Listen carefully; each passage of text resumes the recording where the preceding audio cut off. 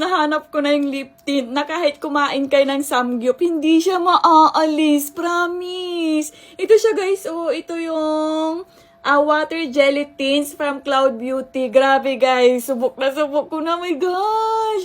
Sobrang ganda niya guys. So, ayan o. Wait lang. Maglagay ulit ako. Naglagay na ako guys pero maglalagay ulit ako. Papakita ko sa inyo guys kung gaano siya ka-smudge proof. Tapos long lasting. Kahit punasan nyo, hindi siya matatanggal.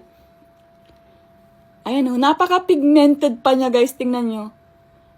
Tapos ang ganda niya sa labi. Tingnan nyo naman yun. Ayan o. So, punasan natin guys. Pakita ko sa inyo ha. Tingnan nyo guys. Ang hirap nyo talagang maalis. Kahit lawayan nyo pa yun guys. Oh.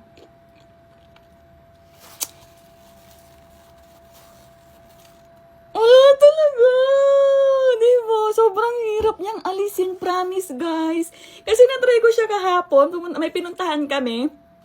Pag uwi namin, ang dami namin kinain pero pag uwi namin guys, meron pa rin siyang stain sa lips ko. Grabe!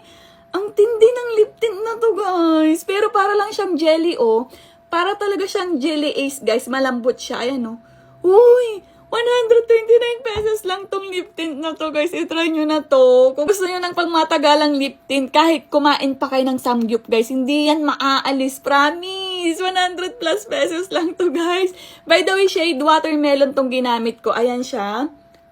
Ang ganda niya. Ayan Ay, ang ganda niya sa lips. Ilalagay ko yung link dyan guys Diyan kayo makakapag-check out nitong jelly lip tint na to. Ayan ang cute pa ng lagayan niya guys